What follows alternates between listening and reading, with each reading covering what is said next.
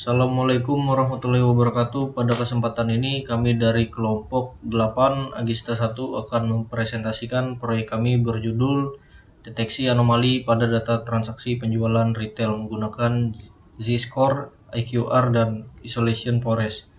Sini untuk anggota kelompok kami meliputi saya, Syahril Eka Kurniawan, Saya Adriano. Saya Daniel Verifikator. lalu anggota satunya tidak dapat hadir, itu Andika M. Tarigan. Di sini langsung saja pada penjelasan singkat tentang anomaly detection. Kisahnya. Ini pakai guys. Tapi kok ada jelas kodenya kayak. Sebelum masuk ke dataset dan program, terlebih dahulu kami menjelaskan apa itu anomaly detection. Anomaly detection adalah proses mengidentifikasi data yang memiliki pola berbeda secara signifikan dibanding mayoritas data lainnya. Di dunia nyata, anomali ini dapat menggambarkan transaksi penjualan yang tidak wajar, harga yang tiba-tiba melonjak, perilaku login yang tidak normal, atau error dalam proses bisnis. Dalam konteks dataset kami, anomali ini berupa transaksi yang terlalu tinggi, profit negatif yang tidak lazim, atau jumlah pembelian yang tidak sesuai dengan pola umum. Oleh karena itu, kami menggunakan dua pendekatan utama, yaitu metode statistik, Z-Score dan IQR, lalu metode machine learning-nya kami menggunakan Isolation Forest. Pendekatan ganda ini membantu menghasilkan deteksi yang lebih akurat dan dapat dijustifikasi. Selanjutnya akan dilanjutkan oleh rekan saya. Oke, di sini dataset yang kami gunakan adalah Retail Supply Chain Sales Dataset yang berjumlah 9.994 baris dan 23 kolom. Dataset ini kami ambil dari Kaggle. Berapa kolom penting dalam dataset ini adalah yang pertama ada sale. Bisa dilihat di sini ada order ID, order date, ID, ship date, row ID, ship mode, customer ID, customer name, dan selain lainnya. Untuk kolom pentingnya di sini ada, bisa dilihat ada sales, quantity, discount, profit, return rate, lalu order quality, dan customer name, sama shipping cost. Oke. Dataset ini kami pilih karena memiliki volume data cukup besar, variasi kolom yang beragam, dan cocok untuk mendeteksi perilaku transaksi abnormal. Lalu di sini penjelasan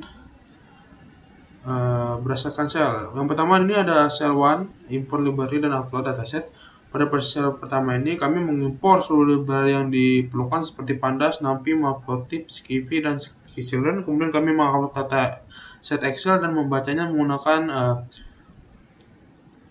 pdread Excel file name untuk memastikan dataset ini digunakan sebagai dasar analisis. Ini bisa dilihat. Lalu sel 2 di sini menampilkan struktur dataset. Di sel kedua ini ukuran datasetnya yang tadi, yang kita lihat datasetnya 9.994 baris kali 23 kolom, ada nama semua kolom dan statistik deskriptif. Tujuannya kami memahami persebaran nilai dan memastikan dataset tidak memiliki masalah pada format. Lalu sel yang ketiga, ini menentukan kolom numerik. Pada sel ini kami memilih kolom-kolom yang bertipe numerik seperti row ID dan postal code. Kami buang karena tidak relevan untuk perhitungan anomali. Kolom yang dianalisis di sini sales, quantity, discount, profit, dan ISO result shipping cost. Lalu sel 4, kolom-kolom ini menjadi basis untuk sel 3 ini kolom yang akan menjadi basis untuk analisis berikutnya. Untuk sel 4 akan dijelaskan oleh teman saya.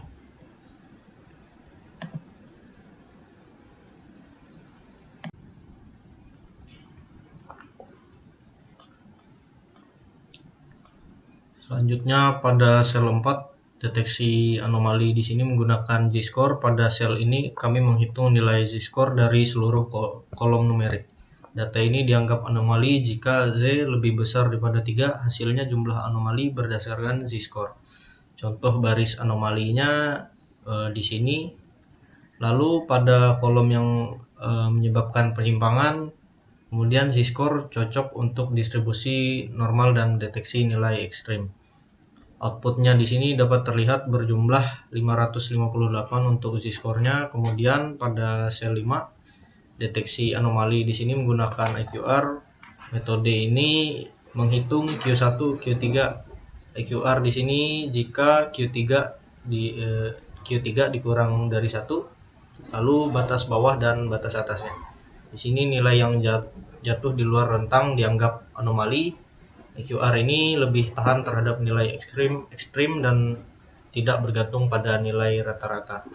Di sini jumlah anomali IQR-nya yang terdeteksi yaitu 2851. Kemudian pada sel 6-nya deteksi anomali menggunakan isolation forest. Metode ini adalah machine learning berbasis pohon keputusan. Cara kerjanya ialah data yang aneh lebih mudah terisolasi. Modelnya memberi label -1 untuk anomali dan memberi label 1 untuk normal. Kami menggunakan contamination 0,02%, 0,02 atau 2%, dan random state-nya 42. Outputnya di sini menampilkan jumlah anomali berjumlah 200. Lalu di sini ada sampel tabel anomalinya dan perbandingan dengan metode statistik. Isolation forest ini akurat untuk dataset besar dan berpola kompleks, yaitu sesuai dengan dataset kami yang berjumlah 9.000-an data dan punya kolom yang sangat banyak. Sel 7-nya di sini visualisasi anomali sales dan indeks. Pada sel ini kami membuat graphic scatter. Untuk biru ini dataset data yang normal, dan untuk berwarna oranye ini adalah data yang teridentifikasi sebagai anomali. Visualisasi ini membantu melihat apakah anomali muncul pada indeks dan sales keberapa yang terdeteksi sebagai anomali. Di sini dapat dilihat pada indeks sekitar 2000. Di sini terdeteksi anomali data yang sangat jelas dengan sales di atas dari 20.000. Lalu selanjutnya pada bagian pada indeks data ke 7.000 di sini teridentifikasi sebagai anomali dengan sales yang lumayan tinggi, yaitu sekitar $17.000 penjualan. Selanjutnya akan dilanjutkan oleh rekan saya. Baik, pada sel 8 yaitu representasi lengkap anomali. Sel ini adalah bagian paling komprehensif karena memuat analisis penyebab tiap anomali. Proses yang dilakukan yang pertama menghitung ulang z-score untuk seluruh kolom. Yang kedua yaitu mengambil indeks anomali berdasarkan isolation forest. Yang ketiga menganalisis setiap anomali, nilai salesnya, nilai profit, quantity, diskon. Yang keempat menentukan kolom yang menyimpang lebih besar dari 3 standar deviasi, kolom yang paling ekstrim. Yang kelima membuat tabel ringkas berisi tipe anomali, penyebab utama, semua kolom yang menyimpang. Tabel ini memberi interpretasi lengkap, bukan sekadar mendeteksi. Berikut tabel representasi detail anomali, jumlah anomali yang dianalisis. Jadi anomali yang teridentifikasi berada pada indeks 27, yaitu pada sales, profit, ISO result. Di indeks yang kedua di indeks 165, sales, profit, ISO result juga. Dan yang terakhir di indeks 251, sales, quantity, ISO result. Baik, kesimpulan dari proyek tugas ini adalah dari hasil analisis menggunakan z-score, IQR, dan isolation forest, kami memperoleh beberapa kesimpulan. Yang pertama ada dataset transaksi retail mengandung sejumlah anomali yang signifikan terutama pada kolom sales, profit, dan quantity. Z-score efektif menemukan nilai ekstrim sedangkan EKR lebih stabil pada distribusi tidak normal. Yang ketiga, isolation forest memberikan deteksi yang paling konsisten terutama pada pola data yang kompleks.